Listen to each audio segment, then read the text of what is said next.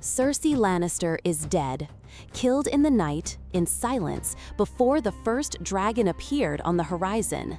The city is not burned. Thousands of people are alive. Jaime is alive. It would seem Westeros is saved. But there is one problem. Daenerys Targaryen crossed the sea to conquer, and there is no one left to conquer. And it is at this very moment that everything begins to crumble. Not from fire, from emptiness. Today, we are analyzing a divergence point that breaks the 8th season to its core. What if Arya Stark gets to Cersei sooner? What if the girl who spent years training with the Faceless Men uses everything she learned for its intended purpose? And what happens next when the person who was supposed to be the final villain disappears before the story manages to find another? To understand why this matters, we need to pin down what happened in the canon and exactly why it happened that way. At the end of the 7th season, Arya is already on her way. She is riding south. When soldiers on the road ask the pretty girl where she is headed, she answers directly, to King's Landing, to kill the queen. The soldiers laugh. Arya does not. Cersei has been on her list since the 1st season, from the moment her father's head was chopped off on the steps of Baelor. 8 years for this list. 8 years she recited it as she fell asleep. This isn't just revenge, it is the structure around which her identity is built. She has the means. Arya is trained by the Faceless Men. She knows how to wear other people's faces. In the 6th season, she used Walder Frey's face to wipe out the entire male line of House Frey in a single evening. No one realized what had happened until it was too late. This isn't magic from children's books. This is precise, surgical elimination. Arya knows how to be invisible. Arya knows how to wait. Arya knows how to choose the moment. In the canon, she reaches the Red Keep when Daenerys is already burning the city. Sandor Clegane stops her, and she retreats. Cersei dies not by Arya's hand, but under the rubble. But here is what is important to understand about the divergence point. At the end of the 7th season, Arya is still on her way south. Then her story takes a detour through Winterfell, through the uncovering of Littlefinger's secrets, through the battle against the White Walkers. In the canon, it was Arya who killed the Night King. It was her. Without that, perhaps the entire army of the dead would have defeated the living. In the canon, everything fell into the right order. First the northern threat, then the southern. First the White Walkers, then Cersei. Arya participated in both acts. The divergence point is simple. What if Arya heads to Cersei immediately, without taking the detour through Winterfell? This means several things. First, she isn't there when the Night King is killed, which is potentially catastrophic. Therefore, for our scenario, we need a more precise divergence point, specifically this. Arya kills the Night King in the battle against the White Walkers, as in the canon, and then immediately moves south without delay. She leaves, not knowing that Tyrion is already developing plans for a peaceful capture of King's Landing. Not knowing that Daenerys will stall, consult, and refuse a direct strike. Arya simply goes to do what she does best. She reaches the capital weeks before the first Targaryen sails appear on the horizon. The question is, what happens next? And this is where a story begins that no one has told. So, Cersei is dead. How exactly doesn't matter for our purpose. Poison in a cup, a knife in the dark, a stranger's face on the shoulders of an unknown woman. Arya knows how to do all of this. She was taught exactly that. Let's assume this happened a few weeks before Euron Greyjoy's Iron Fleet spotted the silhouettes of ships on the horizon. The first immediate circle of consequences is obvious. Power in King's Landing begins to crumble immediately. Cersei had no heir. Cersei had no legitimate successor. Her regime rested on personal authority, fear, the gold of Casterly Rock, and the mountain in knightly armor. Without her, this structure loses its spine instantly. Qyburn finds himself in a power vacuum. The mountain turns into just a huge corpse in armor without instructions, because his entire conditional intelligence, if it was ever there at all, was determined by commands. Euron Greyjoy learns of Cersei's death when his fleet is already at sea, and here begins the first unexpected turn. In the canon, Euron is loyal to Cersei only as long as she is useful to him. This is no honorable knight. This is not Jorah Mormont, who would die for his queen out of conviction. This is a pirate with a crown who formed an alliance because it was profitable. He wanted the crown of Westeros. He wanted Cersei. He wanted power. Without Cersei, his motivation evaporates instantly, like morning mist over the Iron Islands. Part of the fleet turns back, part deserts, part tries to take an advantageous position to see who will enter King's Landing first and whether that will allow them to forge a new alliance. The Golden Company, a mercenary army that arrived from Essos for the Iron Bank of Braavos' gold, receives information that their contract has lost its meaning. They have no ideological loyalty to House Lannister. They fight for gold. Cersei paid the gold. Cersei is dead. The war machine she built on fear and money turns out to be far less monolithic than it looked from the outside. The Golden Company, a mercenary army that arrived from Essos for the Iron Bank of Braavos' gold, receives information that their contract has lost its meaning. They have no ideological loyalty to House Lannister. They fight for gold. Cersei paid the gold. Cersei is dead. The war machine she built on fear and money turns out to be far less monolithic than it looked from the outside. In King's Landing, something resembling controlled chaos begins. The City Watch splits. Some are loyal to the memory of the Lannisters. Others are simply watching to see who will be the first to enter the gates. The people are silent.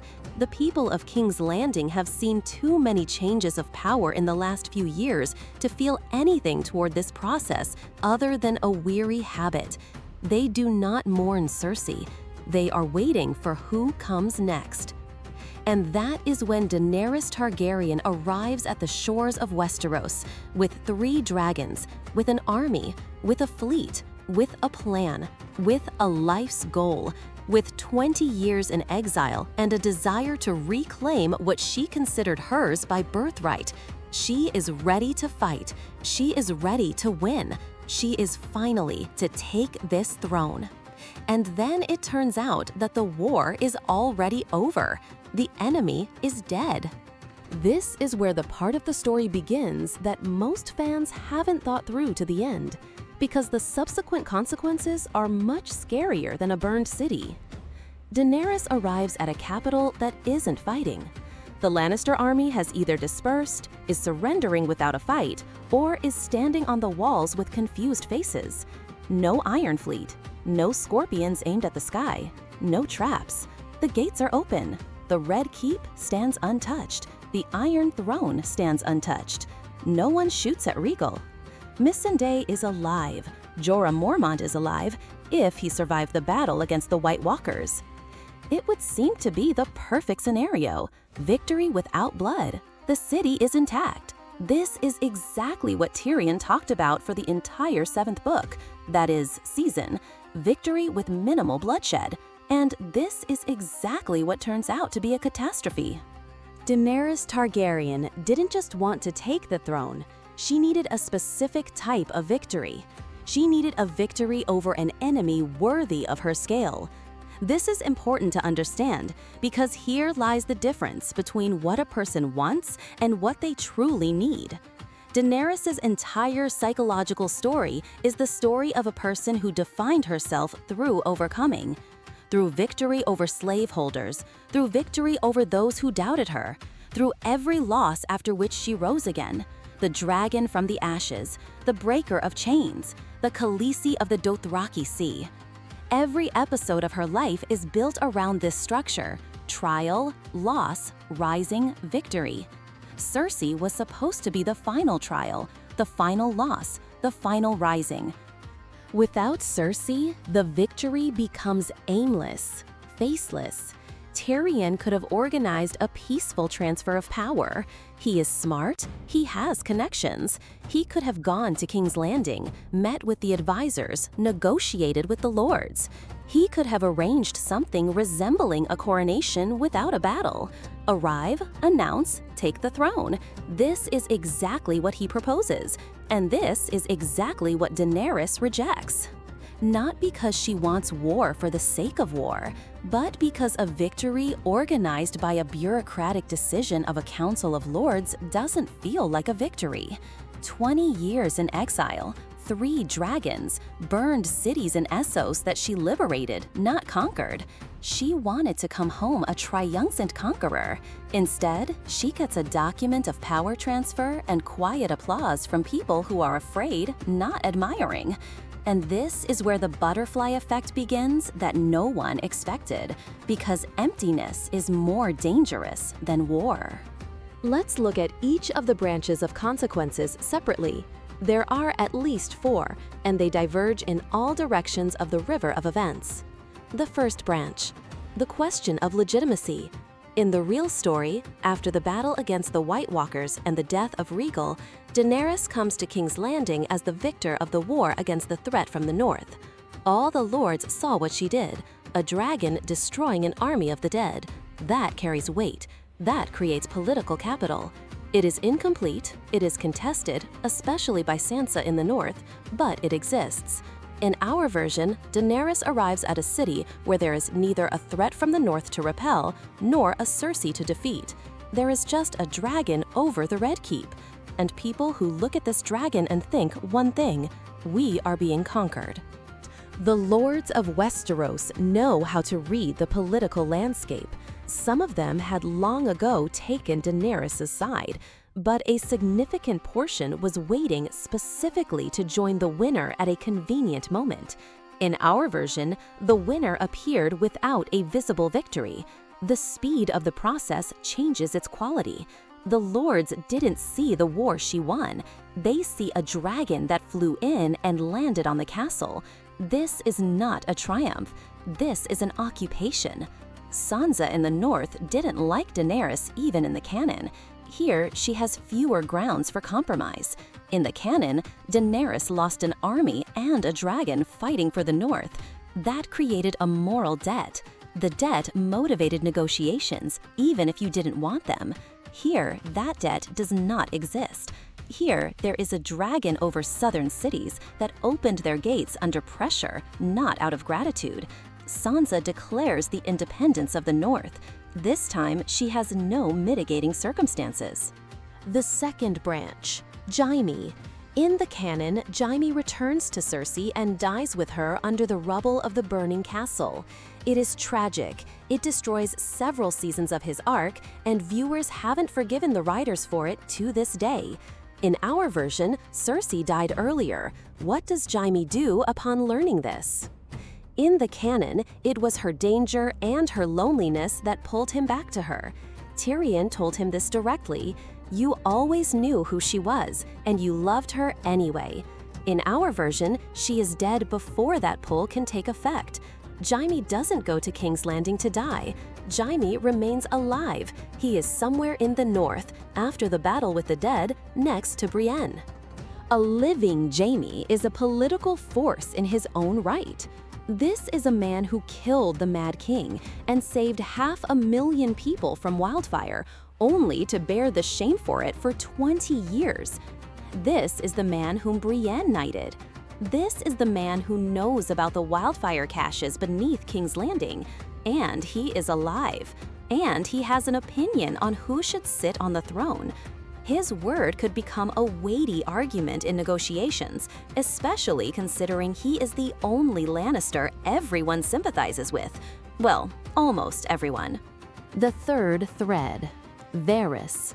In the actual 8th season, Varys begins actively working in favor of Jon Snow as soon as he learns of his true parentage.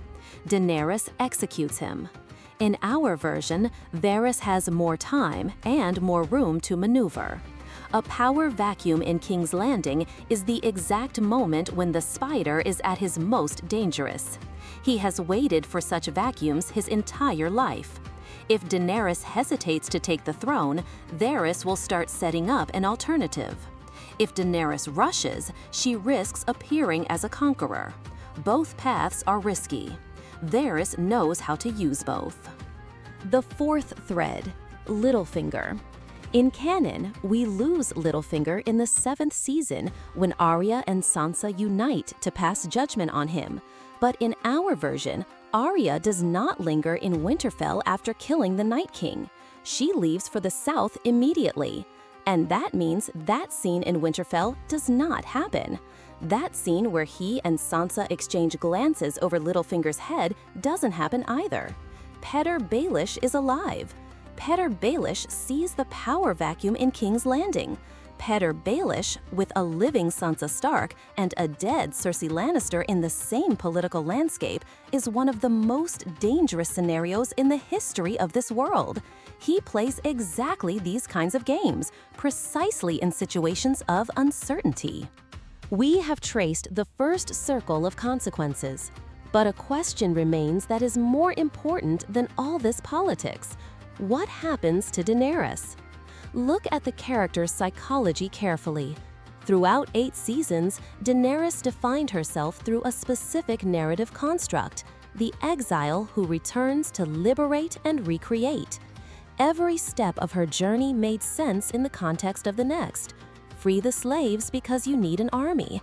Train the army because you need to cross the sea.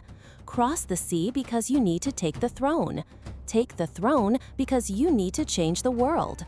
Remove Cersei because Cersei is the embodiment of the world that needs to be changed. This is not just a goal. This is the story Daenerys tells about herself. And suddenly, this story ends in the middle, without a climax. Tyrion tells her, "The throne is yours. Just walk in and take it. The lords will bow. They fear the dragon." No, not because they won, because they arrived. Daenerys hears this as a defeat wrapped in the words of victory. She wanted Westeros to accept her, not to be afraid, but to accept, not to submit, but to want her. The difference between these two things is enormous for her. It was precisely this difference that defines her entire time in Essos. In canon, her breakdown occurred after a chain of specific losses: Rhaegal, Missandei, Jorah, Tyrion's betrayal, the cold reception in Winterfell. These were external blows that broke her internal structure. In our version, there are no external blows of such magnitude. No dragon death, no public execution of her closest friend, no betrayal by an advisor. There is only an internal void. What is more dangerous, blows or a void? The answer depends on the person. For Daenerys, the answer is the void is more dangerous. Because she knew how to deal with losses, she rose from every one of them. A victory without a fight gives her nothing to hold on to. There is no enemy. There is no moment where she could say, "There, I did it." Tyrion offers her a coronation. Advisors offer her a peaceful ascension to the throne. Everything is logical. Everything is correct. Everything is empty. And it is in this void that what was caused by losses in canon begins to happen. Not quickly, not noticeably at first, slowly, quietly. We need to address the question that cannot be avoided. What happens with the threat of the White Walkers and the question of Jon Snow in our version? We have already closed the threat from the north. At our point of divergence, Arya kills the Night King on the canonical night, just as she should. It happened. The army of the dead crumbled. The wall stands. The world of the living survived. But Jon Snow, his true parentage and his claim to the Iron Throne are a separate matter. In canon, it is the combination of two factors that destroys Daenerys. First, a series of losses and isolation. Second, the realization that Jon Snow has a stronger claim to the throne than she does, and that the people will choose him. In our version, the first factor is weakened, but the second has not gone anywhere. Jon Snow is alive in our version. The secret of his parentage is revealed. Sam told him. Varys knows. Tyrion knows. Bran likely knows too, because he sees everything. This knowledge exists. It does not disappear just because Cersei is dead, and it is much more dangerous in a political vacuum than in a situation of war, when Daenerys needs every ally. When there is a war, knowledge of Jon's claim can be suppressed. Not now, the enemy first. When there is no war, the question of who should rule becomes the main question, and that is when the lords start counting. Daenerys arrived without a war, taking the throne by the fact of the dragon's presence. Jon Snow, Aegon Targaryen, son of Rhaegar and Lyanna, has a stronger claim by all laws of succession. Varys begins to carefully remind the right people of this. Littlefinger, if he is alive, begins to do the same, because unstable power is his natural habitat. Let's paint the final picture of our version of Westeros 1 year after Cersei's death. Daenerys occupies the Red Keep. Tyrion is nearby. Grey Worm is nearby. The dragon patrols the sky. The lords of Westeros, one by one, send their vassals with bows because of the dragon, because it is profitable, because they do not want to fight again. But something is fundamentally missing from this picture. She rules, but she does not rule. She sits on a throne made of the melted swords of ancestors and looks at lords who bow not out of respect, but out of caution. Sansa in the north declares independence. No one stops her here because Daenerys cannot afford a war in the north when she has just taken the throne without a fight. Jaime is somewhere, alive, with Brienne perhaps, or on his own. Without Cersei, his arc did not conclude. It simply cut off at a strange point. Jon Snow is somewhere, either at the wall, or traveling, or near Daenerys, because she is his lover. But his lineage exists. Varys knows it. And in a world without war, without an external enemy, this lineage becomes a political time bomb, ticking.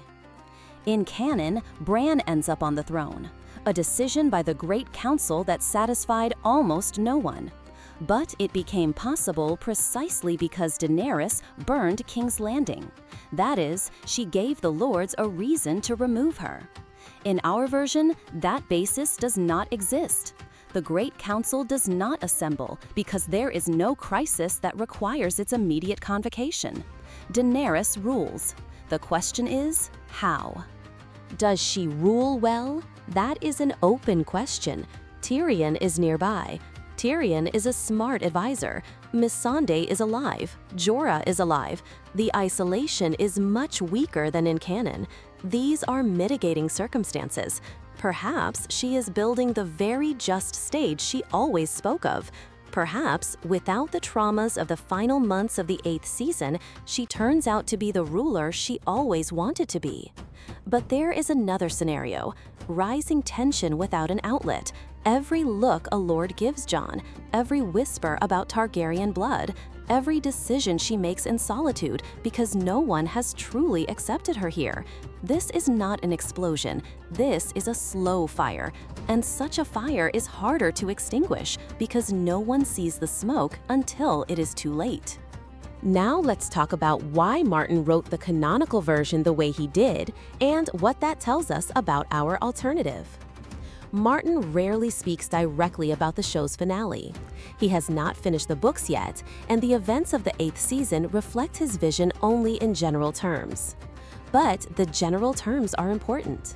Martin intended 3 stories that were meant to intertwine and conclude together: the story of the war for the throne, the story of the threat from the north, and the story of Daenerys. The main thesis about this character, judging by what Martin laid out in the books, is not that she is a villain. The main thesis is that the path to power changes people. That even the purest motives, filtered through years of loss, isolation, and absolute power, can lead to decisions that are impossible to undo. This is not a villain story. This is a tragedy. The best way to tell a tragedy is to show how someone we loved does the irreparable. Not out of malice, out of brokenness. CERSEI is needed in this structure as the final catalyst, not because CERSEI is the cause of Daenerys' breakdown, but because she is the last restraining link. As long as there is CERSEI, there is a reason to endure. As long as there is CERSEI, the losses are explained. When CERSEI disappears ahead of time, the temporary becomes permanent, and that is what is unbearable. In our alternative version, ARYA does something formally good. She preserves the city, she saves people, she removes a tyrant. But this good action removes the meaning from Daenerys' tragedy. Tragedy requires a specific sequence of blows. If you remove the final blow, the tragedy does not happen in the form of an explosion. But the tension does not go anywhere, it simply looks for another outlet. Martin works with history exactly like this. The moral complexity of his world is built on the fact that right decisions lead to wrong consequences. ARYA kills CERSEI, saves the city, and in doing so, creates a political vacuum that may prove more dangerous than war. This is 100% his structure. A noble act breeds catastrophe. Ned Stark was an honest man. Robb Stark married the one he loved. ARYA killed a tyrant ahead of time. All three did what they thought was right, and each of them became a link in a chain they did not plan to set in motion. There is also a parallel with real history. When a conqueror comes to a city that has already surrendered without a fight, it has always created problems. An army needs a goal. Without victory, there is no discipline. Without discipline, there is no order. The Dothraki, who came to pillage and conquer, find themselves in a city that opened its gates. The historical parallel here is obvious. William the Conqueror only received London after a battle. Alexander the Great took cities in battle. Victory through capitulation is politically unstable because it is never truly convincing. Martin knows this perfectly well. There is another layer to this scenario that is worth discussing. What happens to ARYA herself? In canon, her arc in the 8th season is built around the rejection of vengeance. Sandor Clegane convinces her not to go after CERSEI in the burning castle. She chooses life. She sails away to explore what lies west of Westeros. This completes her transformation from a vengeful little girl with a knife into a person who has learned to choose something greater than a list. It is a good arc, an honest one. In our version, ARYA kills CERSEI. She gets what she wanted. What happens to a person who reaches the final point of a multi-year obsession? The first answer? Emptiness. This is called post-climactic syndrome. When a goal has been the meaning of existence for so long, achieving it leaves behind not satisfaction, but a vacuum. ARYA spent her whole life knowing who she was, a girl with needle and a list. Without the list, who is she? That is a question with no ready-made answer. The second answer, she continues. ARYA wasn't created solely for revenge. There was a part of her that was curious about the world, about what lies west of the maps. In canon, this impulse is expressed by her setting sail. Killing CERSEI doesn't kill this impulse. It might, on the contrary, unleash it. The list is finished. It's time to live. The third answer, guilt. ARYA killed CERSEI before it was meant to happen in terms of the timeline. She didn't know that this specific murder would create a political vacuum. The consequences of her actions hadn't arrived at that moment, but they will. And the question is, will she ever find out about them? And if she does, how does she live with that? The parallels with the canonical image of ARYA as a precision instrument without direction are very direct. The Faceless Men created an assassin. ARYA reclaimed her name, but the methods remained. And methods without ethical constraints are exactly what make a character potentially dangerous. She killed the right person, but at the wrong time, and no one told her that. Here is the full picture of our alternative version. Not a triumph of good over evil, a paradox. ARYA kills CERSEI. The city is saved. Jaime is alive. thousands of people are alive. Daenerys arrives at a victory that feels like a defeat. Littlefinger is perhaps alive and spinning new webs. Varys is working in Jon's favor. Sansa demands independence for the North. Jon Snow exists as a living threat to Daenerys' claims. The Dothraki army stands at the walls of a city that opened its gates without a fight. The tension builds without an outlet. Which ending is real? In an optimistic scenario, Daenerys, surrounded by living advisors and without the trauma of the final months of the 8th season, builds the state she always dreamed of. She breaks the wheel. Tyrion is smart. Jorah is by her side. Missandei is alive. This is possible. In a pessimistic scenario, the slow accumulation of tension leads to a slow crisis. Not one day of fire, but several years of instability. A different type of civil war. Not a war for the throne, a war to remove a ruler who arrived without a war. And this type of war drags on longer and costs more, because it doesn't have a beginning in the form of a single day that can be condemned. In canon, Bran sits on the throne. The decision is wrong, made in chaos, but at least it is clear. In our version, nothing is clear. Westeros traded Cersei for Daenerys without playing the final hand that was supposed to determine the winner. And that is exactly what makes our version, in a sense, scarier than the canonical one. In canon, the chaos happened, burned out, and ended. In our version, the chaos is quiet and never ends. Martin wrote about this right at the very beginning. The death of one person changes everything, only not always in the way that was planned. Ned Stark died and it triggered a war. Joffrey died and it triggered another war. Cersei died ahead of schedule and it triggered a void. And a void in politics is scarier than war, because in a war, at least you know who you are fighting. Arya Stark knew how to kill with precision. She learned that in Braavos. She knew the names, she knew the faces, she knew how to get in and out unnoticed. She didn't know one thing, that the right murder at the wrong time is not a victory. It is simply resetting the clock on a countdown. Write in the comments, which of these two Westeroses is closer to you? The burned one, but with a clear ending, or the whole one, but without answers? And subscribe so you don't miss the next breakdown. But before we finish, it is worth talking about one more aspect of this alternative, about what it tells us, not about Westeros, but about Game of Thrones itself as a story.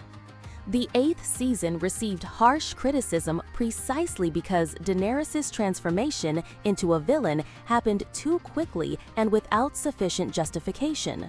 Critics pointed out the character developed differently for 8 seasons, and then the writers decided they needed a final villain and simply broke the character. This is a fair complaint regarding the pacing, but the interesting question is different. Could this transformation have happened more organically? And our alternative scenario provides one of the answers. If Cersei had lived long enough to become the final villain she was intended to be, and if Daenerys had received a real war instead of an empty victory, the transformation would have looked more convincing. In canon, it happened too quickly due to concentrated losses. In our version, it wouldn't have happened at all because there were no triggering events. This is the answer to the question of why Martin wrote Cersei exactly as she is, in exactly that place, for exactly that many seasons. Cersei is needed so that Daenerys can break in the right way. Remove her ahead of time, and the destruction either doesn't happen, or it takes a different, quieter, longer form. This doesn't mean the canonical ending was well written. It means it had the right structure. The execution simply fell short. In our version, there is no structure at all, and that perhaps is even worse. By the way, from the perspective of a book reader rather than a show viewer, the story of Arya and Cersei looks different. In the books, Arya is still in Braavos at the end of the 5th book. She has just lost her sight. Her training continues. Cersei in the books is much more complex than in the show. She has chapters from her perspective where you can see how much of a human she is, not just a villain. a woman raised on the conviction that a woman cannot survive in this world without a man, who spent her whole life wanting to be Tywin but never became him. In the books, Cersei evokes more sympathy than in the show, and that is precisely why her death at Arya's hand in the books would have been different, more ambiguous, more bitter. A victory over a person we have managed to understand is not at all the same as a victory over a cardboard villain. This distinction between the book and show versions is important for our scenario. In the show version, the murder of Cersei by Arya would have been a catharsis for viewers who hated her for 8 years. In the book version, it would have been a much more complex moment, because Martin doesn't write catharsis, he writes consequences. And here is the last thing that needs to be said about our alternative. The most honest way to describe the difference between canon and our version is this. In canon, Westeros burns quickly and then tries to recover. In our version, Westeros smolders slowly and doesn't know it. Which of these options is better for the people who live in it? Probably ours, after all. Fewer people died. Daenerys didn't turn into ash in a single day. Jaime is alive. The city is standing. These are real advantages. But the story, the very story that Martin is telling, lost its climax. And a climax is not just a big explosion. It is the moment when it becomes clear that everything that came before was not in vain. Without a climax, the sacrifices, losses, and decisions of the previous 8 seasons hang in the air without resolution. Arya Stark could have killed Cersei. Technically, she knew how to do it, but Martin didn't write a story about the technical capabilities of characters. He wrote a story about how the world is more complicated than it seems, that even right actions lead to wrong consequences, that there is no such thing as a victory that doesn't cost something important, and that the smartest assassin in the world cannot kill a story before it is ready to end. That is precisely why, if asked directly, which of these two worlds is more correct, the answer turns out to be paradoxical. Simple answers do not exist in Martin's world. This is his main lesson, which he teaches readers from the first page of the first book. Ned Stark was a good man, but being a good man is not enough. Arya Stark could have killed the right person, but doing the right things is not enough if you do them at the wrong time. Our alternative world is better for the people inside it. The canonical world is better as a story, and in that gap between reality and narrative lives the entire essence of A Song of Ice and Fire. Martin never wrote about what should happen. He wrote about what happens when right people make right decisions at the wrong time. Arya would have killed Cersei correctly, just earlier than the story was ready to accept. And history, as we know, does not like to be rushed, and Westeros is, perhaps, the best proof of that of anything ever written.